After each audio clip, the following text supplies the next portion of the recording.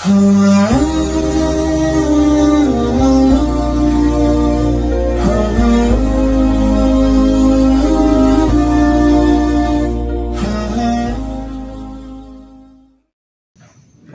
بالله من الشيطان الرجيم بسم الله الرحمن الرحيم وإذا طلقتم النساء فبلغن أجلهن فلا تعضلوهن أن ينكحن أزواجهن إذا تراضوا بينهم بالمعروف ذلك يوعظ به من كان منكم يؤمن بالله واليوم الآخر ذلكم أزكى لكم وأطهر والله يعلم وأنتم لا تعلمون سبحانك لا علم لنا إلا ما علمتنا إنك أنت العليم الحكيم. د دین روان دي آیاتونو مبارک الله تعالی د طلاق احکامات بیان کړل او بیا د طلاق ورکولو باندې چې کله یو انسان مجبور شو نو قرآن مجید مبارک کې د طلاق صریح الفاظ مبارک ذکر دی چې الطلاق مرتان، چې کله یو سړی پدې مجبور شو چې خامخا خدله طلاق ورکي نو دې طلاق راجی ورکي. طلاق راجی چې کوم دی یو طلاق دی یا دو طلاق دی خو پخکارا الفاظ سره چې تعالی ما طلاق درک خځې ته وایي نو که دوه پیرې وایي او که یو پیرې وایي خو خبره دا ده چې یو پیرې وایي ځکه چې فرق دی دو طلاق ورکي نو د دې انسان نه د دو طلاق او اختیار ختم شو د سره بیا صرف یو طلاق پاتې دی. نو قرآن مجید کې صراحاً په طلاق لفظ سره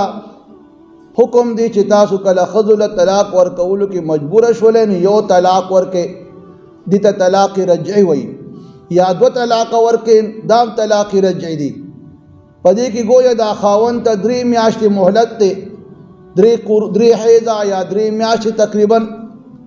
نو چې هر کله دې دا عدت تیریږي نو دې 3 میاشتو کې انسان دا دماغ په ځای راشي، غصې یخه شي، نو کېدی شي چې بیا د دې دواړو دا کور بیا جوړ شي. نو که فرقه دا خاوند دوباره دا ښځه بیا ځان ته یو ځای کول غواړي نو اختیار ورسره شته، بس رجوع دې ورته وکړي نو ښځه به ښځه پاتې شي. او که فرقه په کنایي الفاظ سره طلاق ورکړه بد څنګه طلاق په کنایي الفاظ سره ورکړه فوراً چې کوم دی دا ښځه د نکاح نه ووتله دا طلاق باین دی. بیا که ښځې او د سړي خوښی د ښځې خوښی نه کو دی خاوند ورته بیا نکاح کول غواړي د ښځې رضا پکې بیا ضروري ده. او په طلاق رجعي کې چې کوم دی د ښځې هغه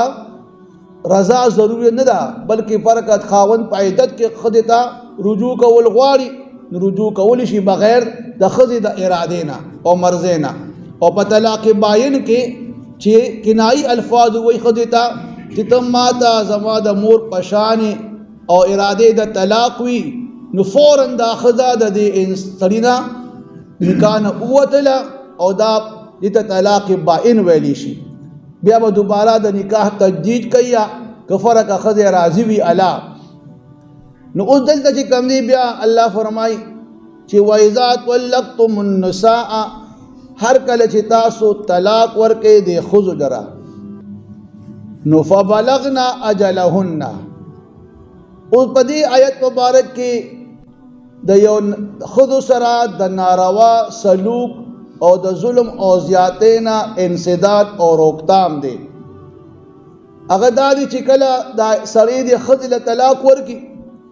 او دا ښځه خپل عدت پوره کړي فبلغنا اجلهن عدت پوره شو ښځه د ده نه اوس د نکاح نه ووتله اوس به دوباره که فرقه که طلاق رجعي وي نو بیا به دوباره نکاح کول غواړي او د دواړو په رضامندۍ سره. اوس دغه دی کې بیا که فرقه د دې سړي د ښځې له طلاق رجعي ورکړی دی او عدت پوره شو نو دا د نکاح نه ووتله نو چې نکاح نه ووتله او دا ښځه اوس آزاده شوله، نو دا لومبني خاوند دا ښځه اوس چې کوم ځای کې نکاح کول غواړي، نو که فرقه دا ښځه بل ځای کې نکاح کول غواړي بل کس سره، نو دا سابقه شوهر خاوند چې کوم دی دا ښځه منع کوي چې دا خو زما ته خو زما عزت دی او دا زما غیرت دی او دا زما د عزت خلاف خبره ده چې ته به اوس بل سره نکاح کوې، حالانکې د دې نکاح نه ووتله، د ده ښځه اوس نه ده او نه د عزت او غیرت دی، خو لیکن دی هغه جاهلانه طریقه اختیاري او دا ښځه دا بل سړي سره د نکاح نه منع کوي. او یا کله کله اوس دا ښځه او دا خاوند سابقه خاوند چې طلاق رجعي ورکړي دي، نو گویا که دی دواړه خپلو کې رضا وي نو بیا نکاح کولی شي. اوس دغه دی کې چې کله دی دواړه رضا دي او د دې ښځې رشته داران چې کوم دي اوس دوباره د دې دواړو په نکاح باندې راضي نه وي، هغې پکې چې کوم دی رکاوټ جوړوي چې ده خو زمونږ یو پیرا دی ښځې لا دا خپله خور ده یا رشته داره ده طلاق وله ورکړی دی، نو بیا دې څنګه دا نکاح کوي؟ نو دغه دی کې هغې پکې رکاوټ جوړ کړي. نو الله فلا تعدلوهن، پس تاسو بیا مه منع کوئ ان ینکحنا چې دا ښځه نکاح وکړي ازواجهن خاوند خپل سره یا د خپل خاوند سره وکړي یا بل کس سره کول غواړي، اذا تراضوا بینهم بالمعروف، هر کله چې دا دواړه په خپلو کې راضي وي د شریعت او د دستور قیدې مطابق. او دغه شان د دې آیت باره کې شان نزول متعلق مفسرین حضرات فرمای یو صحابي دی معقل بن یسار رضی الله عنه، داغه خور لچ کم دی یو کس خاوند طلاق ورکړ، طلاق رجعي ولا ورکړ، داغه عدت پوره شو، نکاح نه ووتله، هغه سړی بیا چې کم دی په دې پیمانه او دوباره نکاح غوښتله چې د سره بیا نکاح وکړو، دی راغی دغه سړی راغی دا هغه ښځې رول لا معقل بن یسار رضی الله عنه چې راځه دوباره د ستا خور سره نکاح کول غواړم، ذکر یې وکړو.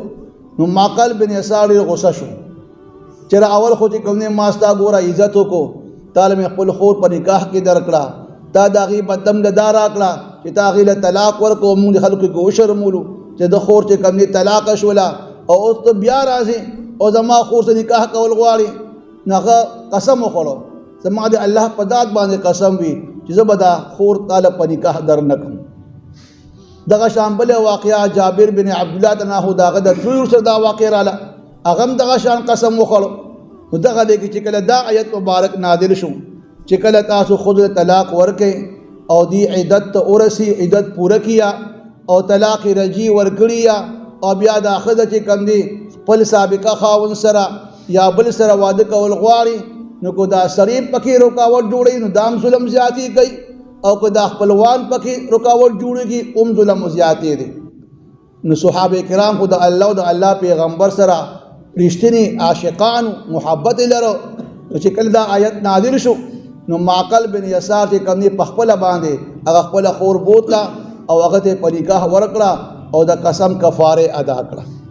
الله وی چې کله تاسو کله دا دواړه خپلو کې راضي وي، خو بالمعروف لفظ پکې دی د شرع او قیدې مطابق. اوس که فرقه د دواړو رضامندي نه وي، ښځه رضا نه وي یا سړی رضا نه وي، نو په زور باندې که بیا دغه نکاح څوک کول غواړي نو بیا پکار دی چې دا منع کړي، په زور باندې دا نکاح کول دوباره بیا یا دا ښځه چې کوم دی داسې کې بیا د هغې واده کول غواړي چې د هغې هلته خوښه نه وي، بل کس ته یې ورکوي خو د هغې خوښه نه دی، نو دغه دی کې بیا پکار دی که دا رشته داران چې کوم دی دا رکاوټ جوړېږي نو بیا حق لري. خو لیکن که فرق او یا چې کوم دی داسې کیدی شي چې د سړي چې کوم دی دا د ښځه خاوند چې کوم طلاق شوی دی، طلاق شوې ښځه ده لا هغه چې کوم دی 3 طلاقه ورکړي وي، نو 3 طلاق بس خو بیا نکاح کېږي نه، او دی چې کوم دی د شریعت خلاف چې کوم دی اوس دا نکاح کول غواړي او بیا چې کوم دی کور جوړول غواړي، نو دغه دی کې بیا ممانعت که دوی کوي دوی ته حق دی او پکار هم دی بیا چې بیا دوی منع کړي، ځکه چې 3 طلاق یې ورکړل بیا خبره ختمه شوله، بیا سابقه خاوند او زور چې کوم دی یو بل سره یو ځای کېدی نه شي او نه بیا ښځه او خاوند جوړېدی شي، تر دې چې هغه بیا بل دی کې نکاح وکړي هغه ښځه او هغه ول بیا چې کوم نه غسر کوروالیو کی هغه ول بیا طلاق ورکی او بیا عدت پوره کی نو هغه نه پس کې بیا کی نو خیر دی ولیکن که فرق طلاق کې ثلاثه طلاق مغلظ ورکړي درې طلاق او بیا دې دوه خپل کې راضی وي خو لیکن بیا خو چون کې شریعت مطابق دا نکاح جائز نه ده نو که الته رکاوټ جوړیږي نو خیر دی باقاعده پکارم دي چې بیا منع کی خو که اسی چې کم دی طلاق رجعی ورکړي نکاح شریعت مطابق دوباره کیږي او بیا منع کوي نو دا ظلم او زیاتی دی اوس الله تعالی د دې احکاماتو نه اخر پس چې کم دی یو درې خبرې ذکر کوي ذالک یوعظ به من کان منکم یؤمن بالله والیوم الاخر الله قانون بیان کو قاعده بیان کړه چې کله یو سړی خدل طلاق ورکی او داغي عدت پوره شو او دا خزه آزاد شولا نو بیا به تاسو دا د نکاح نه منع کوي نه کدی خپل خاوند سره د شرط مطابق دوباره نکاح کیږي نو ټیکتا او کنه دا خزه بل کې نکاح کول غواړي ټیکدا دا قانون راغی لہذا فخذ بظلم او زیاتی نه کوي نو اوس دې خاوند ته سابقه خاوند ته او د دې خدي چې کوم خپلوانو دي اغه ته یو قسمه اوس نصیحت ورکول شي ذالک یوعظ به پدې احکامات باندې نصیحت ورکول شي سابقه خاوند ته او یا د خدي اگر رشتہ دارانو ته هغه کسانو ته چې من کان منکم یؤمن بالله والیوم الاخر چې هغه چې کدی پتا سو کې ایمان وروړي په الله باندې او پر آخرت باندې وای دلته یو قسمه دغه خلکو ته د آخرت خبرداري ورکړې شو چې کوم یو سړی آخرت منیا او قیامت منی او الله منی نو بیا خو به خامخا د الله احکامات باندې عمل کوي او کو څوک د الله باندې ایمان نیوي آخرت نه منی نو داغه په ایمان کې بیا خلل دی هغه بیا انکار کوي او کافر دی او مطلب دا ډیر زیات کم دی دا خراب سړی دی لہذا کم خلک چې په الله باندې او پرد د آخرت ایمان لري نو هغه به د الله قانون منی د الله احکام به منی او په هغه به عمل کوي دویم به تسوي ذالکم ازکا لکم واطهر د الله په دې قانون باندې عمل کولو کې تاسو د پاره صفائی دا او پاکوالی دی صفائی او پاکوالی دا سی دی کو فرق تاسو چې کم دی دا خزا د نکاح نه منع کوي نو خامخا چې کم دی چې د نکاح نه منع کوي نو دی کې داغي د عفت او د عصمت ته خطر ده او دویم دا که هغه فرق ګناه کې مبتلا شولا نو داغي هغه وبال په تاسو باندې وي چې تاسو هغه د نکاح نه منع کړه او هغه چې کم دی بیا ګناه وکړه زنا وغیرہ وکړه نو د هغه ګناه وبال به هم په تاسو باندې وي لہذا او بل دا چې کړه داغي نه څه ګناه وشولا نو خامخا بیا به جګړې وي قتل قتال به وي فساد به راځي نو د دنیا وبال پکې اومشته او د آخرت وبال خو بیا خامخا وي لہذا دې کې تاسو د پاره سدي پاکی دا او صفائی دا لہذا تاسو جن به پاک شي او تاسو به پاکیده شي چې د دې احکامات باندې عمل وکړي او درې والله يعلم وانتم لا تعلمون کله کله دا خاوندان چې کم دي رشتہ داران د خدي چې کوم خد طلاق شي وي نو هغه بیا د خپل مرزه مطابق بل د کې نکاح کې چاله ور کوي او یا چې کم دي څه پیسو باندې چا سره خبره کړی وي نو انسان خو چې کم دي هغه خپل نظر باندې خپل فائدې لټیا چې دا د ماده پاره چې کمی دنیوي فائدہ ده حالانکه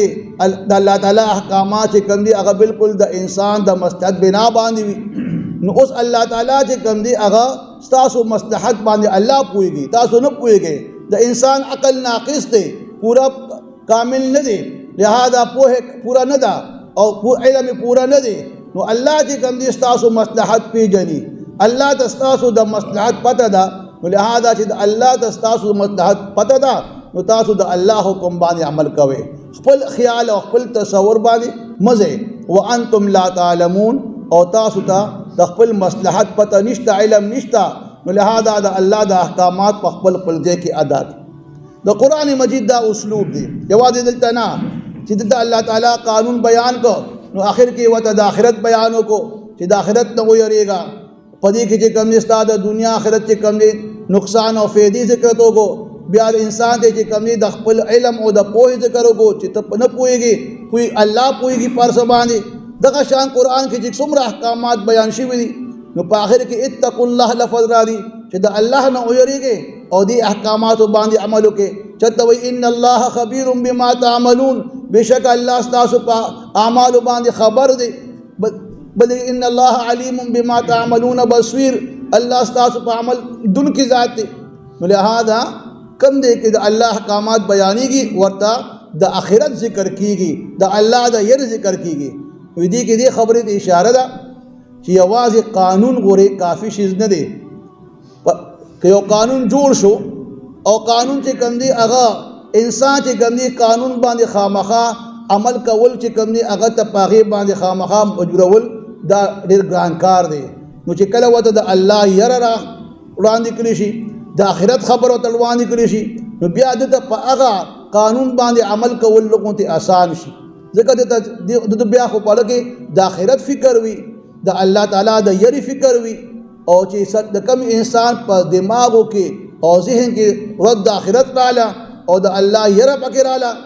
نو که بیا دغه قانون باندې عمل کول ښکاره وي او که پټ وي، دی بیا په ځان ته مخامخ د الله تعالی هغه ير او رد د آخرت چې کوم دی یادوي. ورنه تش قانون چې کوم دی او نه چې کوم دی په پولیس او فوج باندې جرایم ختمیږي نه، تر څو چې دا الله ير او رد د آخرت په ذهن کې نه وي چې دا دواړه خبرې کراله په خپل باندې قانون باندې عمل کول آسان وګرځي. ځکه الله تعالی چې کوم دی قانون بیان کی، کوم دی حکم بیان کی، التبیا وای اتقوا الله دا الله نو ورېږي، ځکه الله ستاسو په عمل باندې خبردار دی. واذا طلقتم النساء، هر کله چې تاسو طلاق ورکې ښځو لره، فبلغن اجلهن، او پس هغه پوره کی خپل عدت نیټه، عدت پوره کو، نکاح نه آزاد شوله، اوس فلا تعذلوهن، نو پس تاسو ممنه کوي دا ښځې ان ينکحنا چې نکاح وکړي ازواجهن خاوندانو خپلو سره، یا سابقه خاوند سره کول غواړي او که نه بل کس سره کول غواړي، خدا پکې شرط دی چې اذا ترادو بینهم، چې هر کله دا دواړه خپلو کې راضي وي بالمعروف، د دستور مطابق. دلته زموږ امام سے فرمایي چې کله جنې بالغه شوله او یا چې کوم دی کونډه شوله، نو الته د هغې رضامندي خامخا پکار ده. ځکه چې الله وایي چې د دې دواړو منځ کې رضا وي. که رضا نه وي او تاسو یو کونډه او بالغه جنې چاله ورکړه، نو هغه نکاح چې کوم دی بیا فاسده ګرځي. لہذا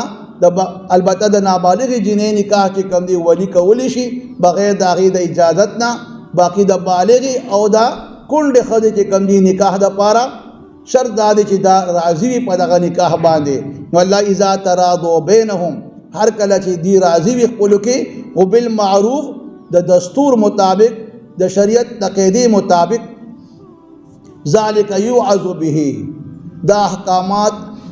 چې کوم بیان شو دا نصیحت دی د هغې خلکو دپاره. من کان منکم، هغه کس چې وي په تاسو کې، یؤمن بالله، چې ایمان وروړي په الله باندې، والیوم الاخر، او پر ورځ د آخرت، هغه دپاره چې کوم دی دا حکم دی او هغه په دې حکم باندې هغه عمل کول آسان ګرځي. او ذالکم ازکی لکم اطهر،